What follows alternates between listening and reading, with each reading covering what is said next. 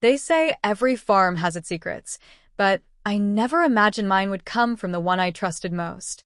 When my mare, Luna, gave birth to twin foals, it should have been a miracle. Instead, it unraveled a betrayal that shook my family and my farm. Now, I'm fighting to protect the ones I love and build a sanctuary of hope from the ruins.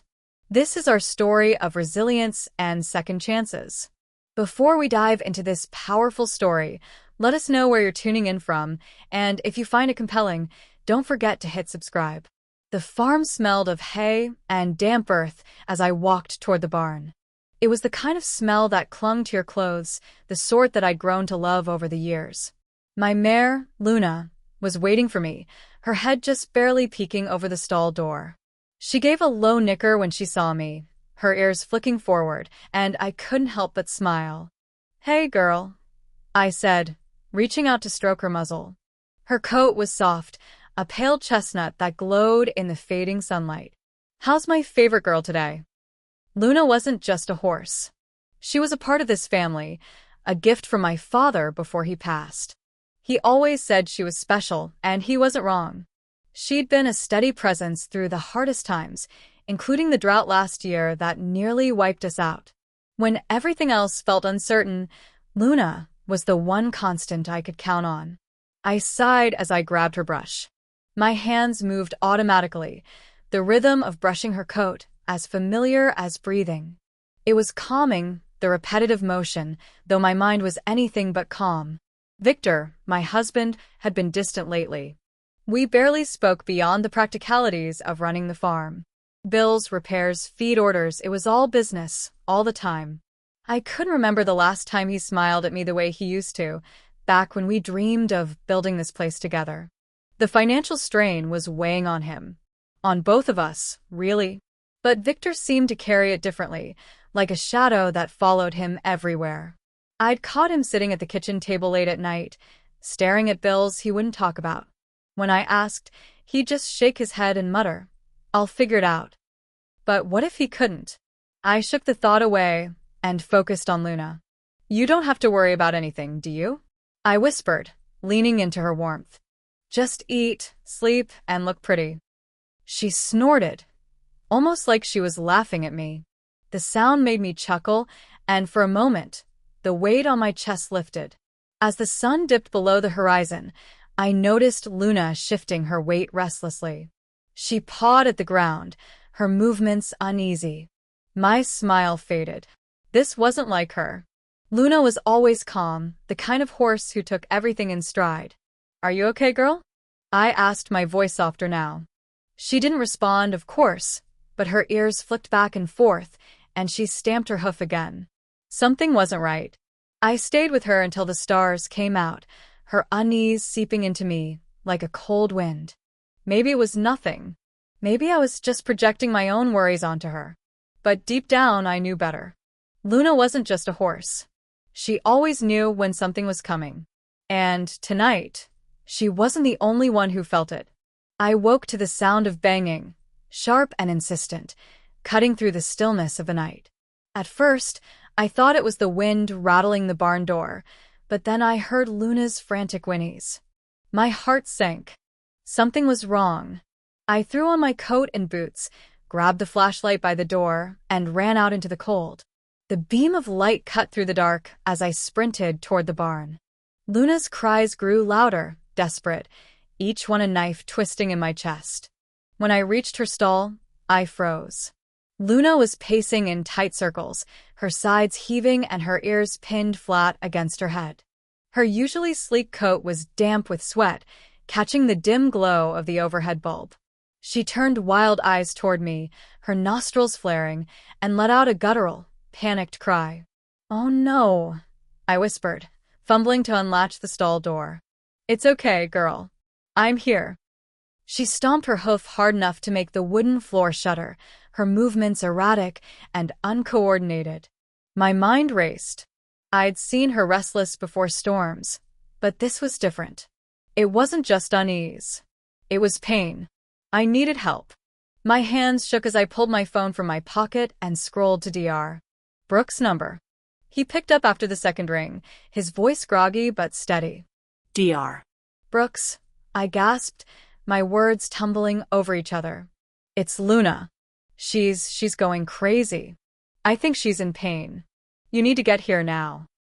Calm down, Amelia, he said, his voice grounding me like it always did.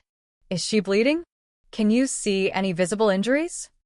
No, no blood, I stammered, glancing at Luna. She reared suddenly, her hooves slamming against the wooden wall with a crack that made me flinch. But she's not herself. Please, just hurry. I'll be there in 20 minutes, he said. Stay with her, but don't get too close. The call ended, leaving me alone with the sound of Luna's ragged breathing and the pounding of her hooves. I took a deep breath and stepped closer to her, holding my hands out in what I hoped was a reassuring gesture. It's okay, girl, I murmured, my voice trembling. I'm here. She paused for a moment, her ears swiveling toward me, and I thought maybe she'd settle. But then another spasm racked her body, and she bucked violently, her hind legs nearly hitting the wall. The minutes stretched like hours as I waited for Dr. Brooks. I tried everything, talking to her, brushing her neck when she let me get close, even singing a lullaby my father used to hum when we worked late in the barn. None of it worked. Whatever was happening, it was beyond my understanding. When I finally saw the headlights of Dr. Brooks' truck bouncing down the driveway, I nearly cried with relief. He climbed out, his weathered face set in a grim line, and grabbed his bag from the back seat. She's over there, I said, gesturing with a shaky hand. I don't know what's wrong. She's never acted like this before. Dr. Brooks approached Luna with the kind of calm that only comes from years of experience. She tossed her head when he stepped into the stall, but he murmured something soft and soothing as he set a hand on her neck. She flinched but didn't bolt. She's in distress, he said after a moment, running his hands along her body, checking her limbs and pulse. His movements were slow and deliberate, each touch purposeful. When he pressed gently against her swollen belly, his face darkened. Amelia, he said, his voice low but sharp. She's in labor. The words didn't make sense at first. Labor? That wasn't possible. Luna hadn't been near a stallion in over a year. I opened my mouth to argue, but the sight of her contracting belly silenced me. No, I said, shaking my head. That's not, she can't be. She is Dr. Brooks said firmly. And from the size of her belly, I think she's carrying twins. I felt like the air had been knocked out of me. Twins? Horses almost never carried twins to term, and when they did, the risks were astronomical.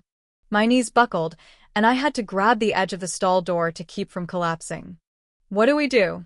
I whispered, my voice barely audible. Dr. Brooks didn't sugarcoat it. We help her, but it's going to be touch and go. The next hour was a blur of chaos and fear. Dr. Brooks barked instructions, his hands moving with practiced precision. I stayed by Luna's head, stroking her neck and murmuring soft reassurances, though my heart was racing so fast I thought it might burst. You're doing so good, girl, I whispered, ignoring the tears streaming down my face. You're the strongest girl I know. Luna's cries of pain were the most gut-wrenching sound I'd ever heard. Her whole body trembled as another contraction rippled through her.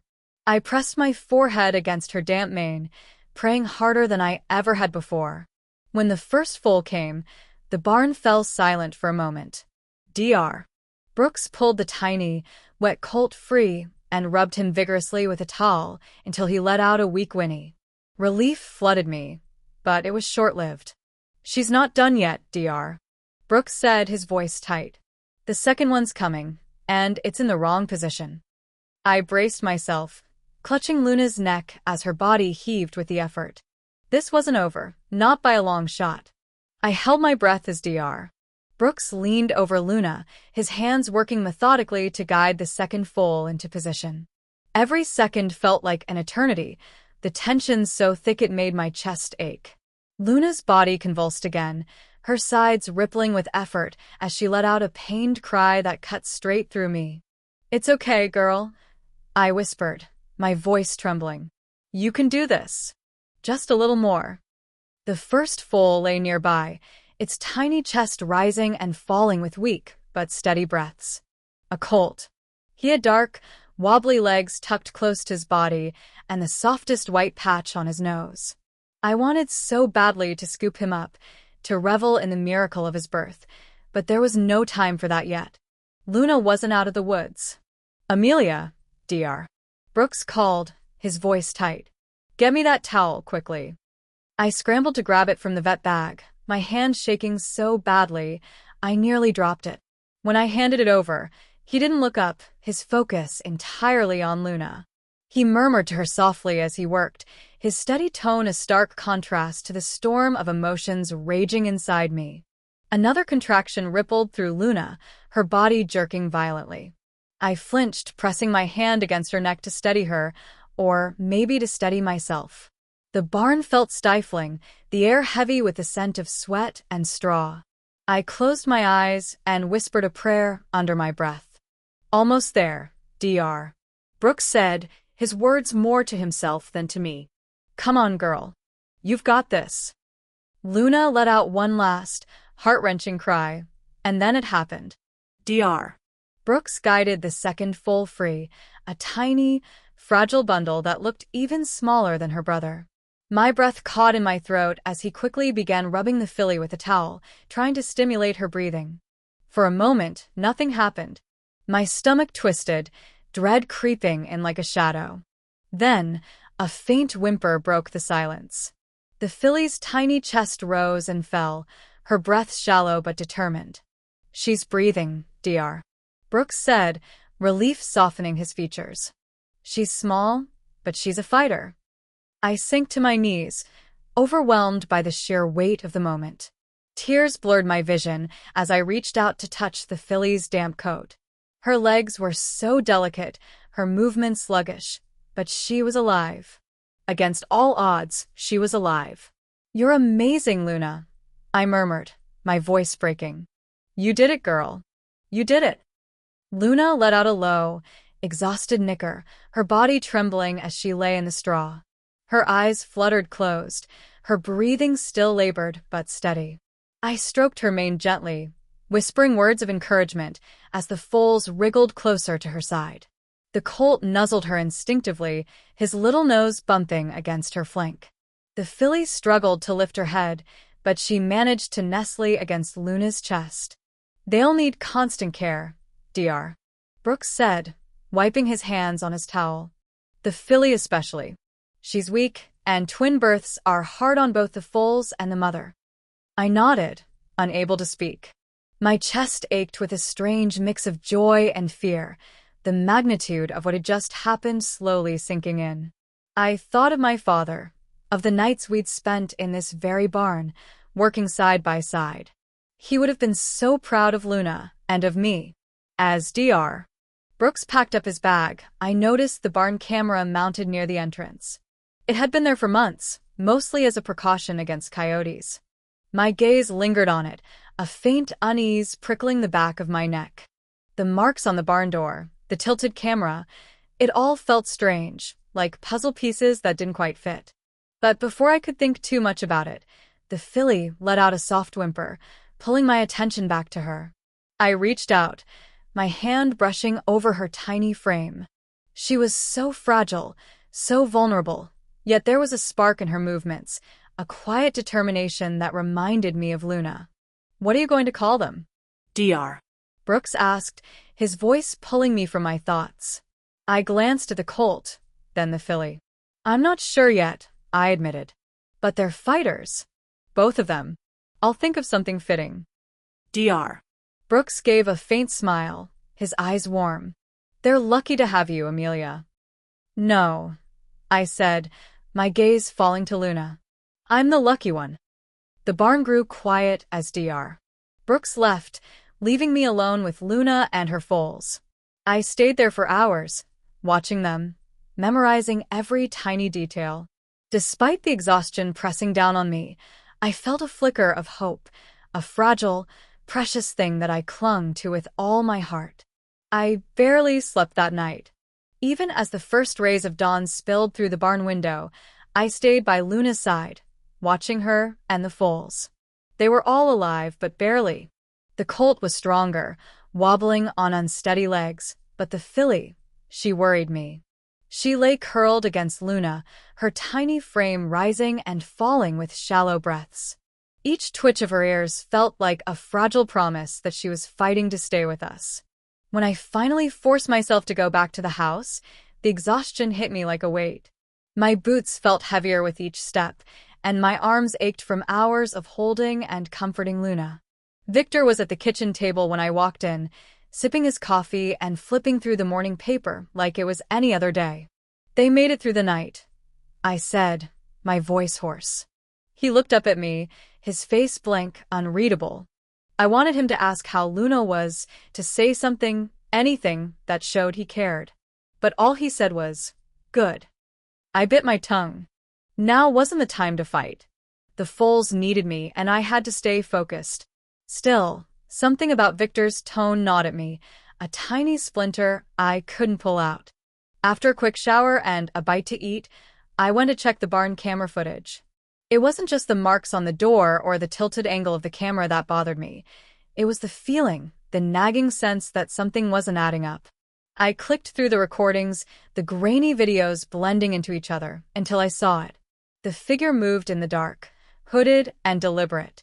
They led a horse into Luna's stall, Philip's stallion, Storm. I recognized him immediately.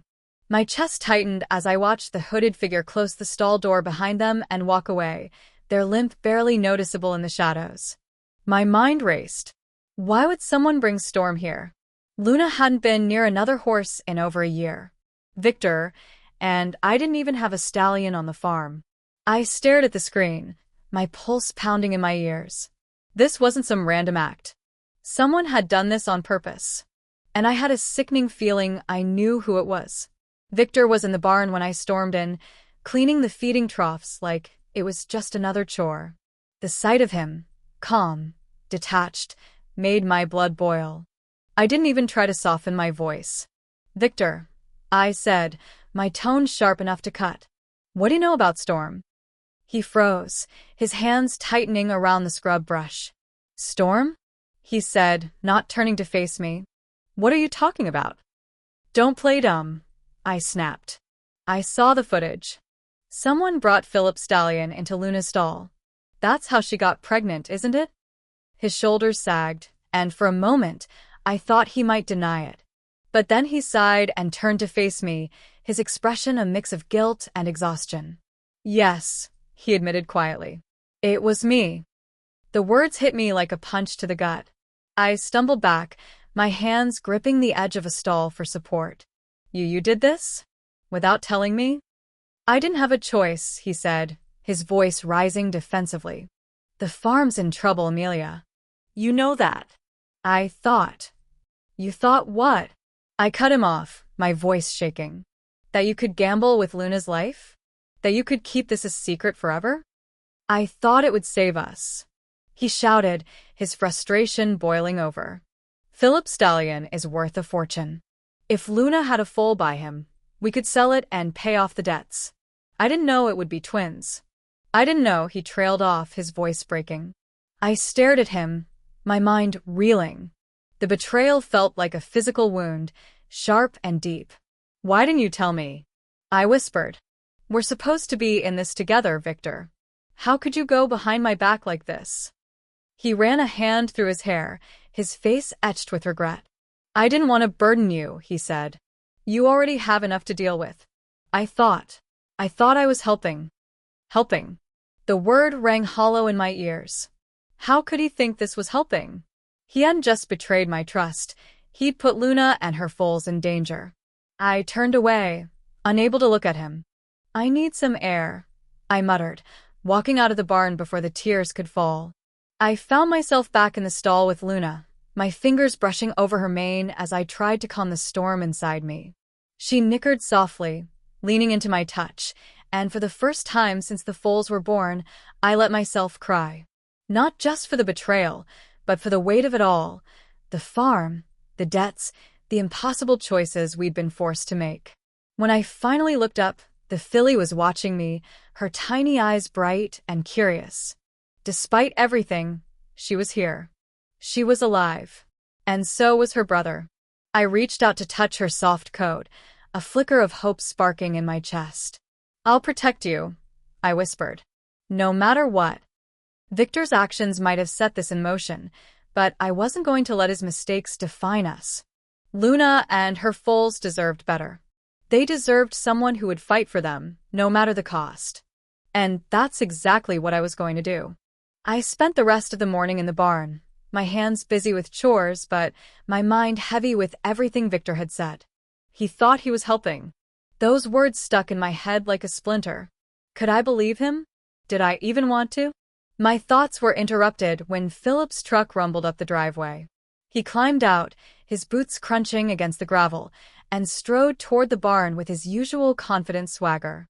I stepped out to meet him, crossing my arms as he approached. "Amelia," he said with a polite nod. "I heard about the twins. Thought I'd come by and see how they're doing." His voice was smooth, friendly even, but something about it set my teeth on edge. "They're fine," I said, keeping my tone clipped. "Thanks for asking." Philip smiled, but it didn't reach his eyes. "Well, I won't beat around the bush. Those foals are something special, Amelia. You know it, I know it. I'd be willing to make you an offer. More than fair.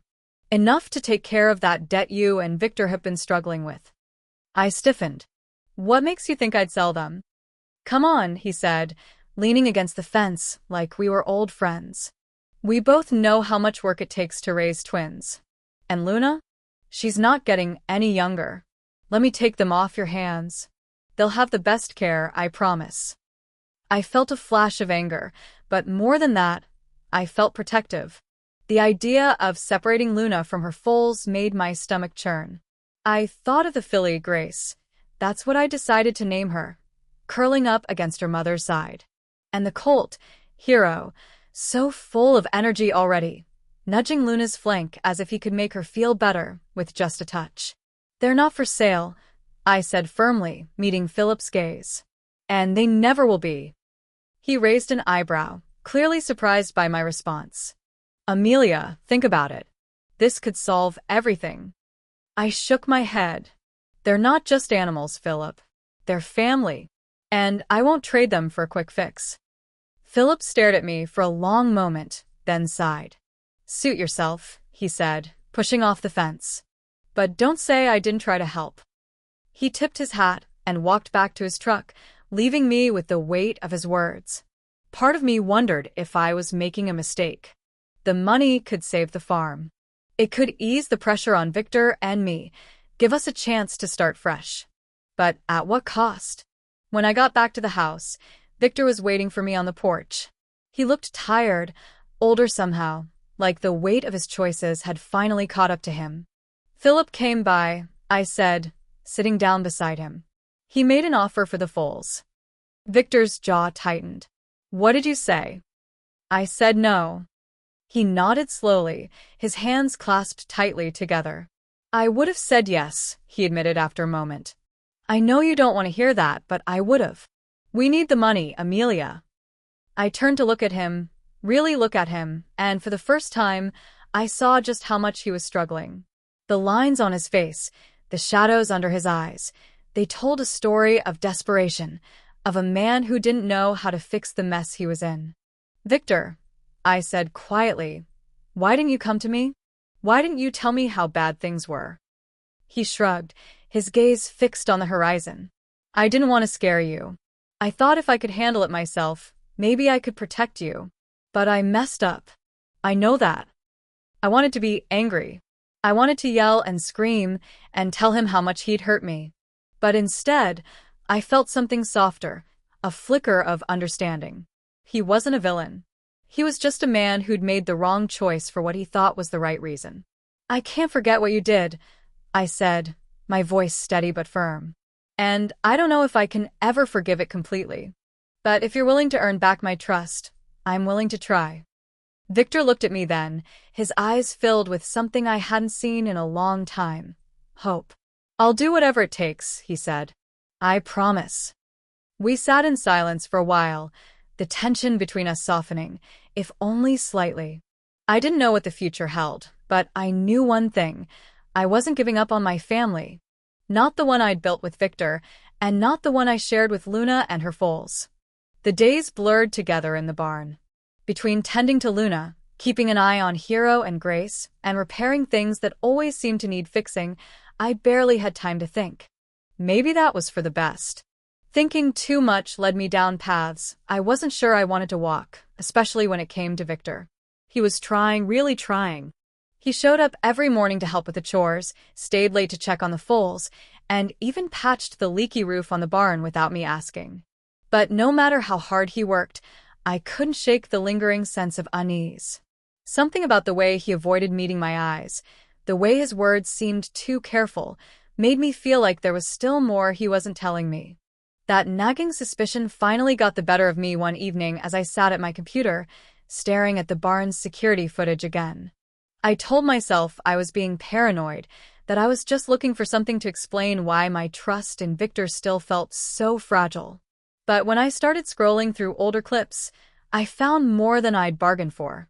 At first, it was the same hooded figure leading Storm into the barn, the one I'd already confronted Victor about. But as I kept watching, I noticed something I hadn't before, a flash of light reflecting off metal as the figure reached into their pocket. My heart stopped when I realized what it was. A key. The figure had a key to the barn. I paused the footage and zoomed in, as much as the grainy quality would allow. The hood obscured their face, but the limp in their gait was unmistakable. It was Victor. I slammed the laptop shut, my chest tightening with a mix of anger and disbelief. He hadn't just orchestrated Luna's pregnancy behind my back, he'd planned it. Carefully, deliberately, and with no intention of telling me the truth. I stormed into the kitchen where Victor was sitting, his head bent over a stack of papers. When he saw me, his face brightened for a moment, but the look in my eyes must have stopped him cold. "Amelia?" he asked, his voice cautious. "What's wrong?" I threw the laptop down on the table, the paused footage still glaring from the screen. "Care to explain this?" Victor stared at the image, his face pale. For a moment, he didn't say anything, and that silence told me more than words ever could. When he finally spoke, his voice was barely above a whisper. "You weren't supposed to find out." I felt like the air had been knocked out of me. "Find out what?" I demanded. "That you had a key to the barn? That you lied to me? Again?" "I didn't mean for it to go this far," he said, his hands gripping the edge of the table. "I thought if I could fix everything, if I could sell the foal." "You were willing to risk everything," I shouted, cutting him off. "Luna, the foals, this farm. You gambled it all without even asking me. And for what? To cover your tracks?" "It wasn't just about me," he snapped back, his voice rising. "It was about us. About keeping this place afloat, about giving us a chance to breathe." "No," I said, shaking my head. "You didn't do this for us. You did this for you. Because you couldn't admit that you were in over your head." The words hung between us, heavy and bitter. Victor looked down at the table, his shoulders slumping in defeat. "You're right," he said quietly. "I was scared. I didn't know how to fix it, and I didn't want to let you down. I thought if I could make it work, if I could make it right, you'd never have to know." "But I do know," I said, my voice trembling. "And I can't unknow it. You lied to me, Victor. You lied to me over and over, and I don't know if I can ever trust you again." He looked up at me then, his eyes filled with a pain that almost made me waver. "Amelia, please," he said. "I'll do whatever it takes to fix this. Just tell me how." I took a deep breath, the weight of my decision settling on my shoulders. "You need to leave," I said, my voice steady but firm. "I can't do this with you here." Victor's face crumpled, but he didn't argue. He stood slowly, grabbing his coat from the back of the chair. As he walked to the door, he paused, his hand on the frame. "I never meant to hurt you," he said softly. Then he was gone. The silence in the house was deafening after he left. I sat down at the table, my hands trembling as I stared at the paused footage on the laptop. I had done what I needed to do, but it didn't feel like a victory. It felt like breaking apart something that could never be put back together. But as much as it hurt, I knew it was the right choice. Luna, Hero, and Grace needed me now, and I needed to protect them from anyone, even Victor, who might put them at risk again. I closed the laptop, the decision final. This was my family now, and I would fight for them with everything I had. The morning after Victor left, the house felt emptier than ever. Every creak of the floorboards, every distant sound from the barn, reminded me of what was missing. But there was no time to linger in the void he left behind. I had Luna, Hero, and Grace to think about. They were my focus now. I headed to the barn, my boots crunching against the frosty ground. The moment I stepped inside, a sense of calm washed over me. The barn smelled of hay and life, a reminder that, despite everything, there was still hope here. Luna turned her head when she heard me, her soft nicker like a welcome home.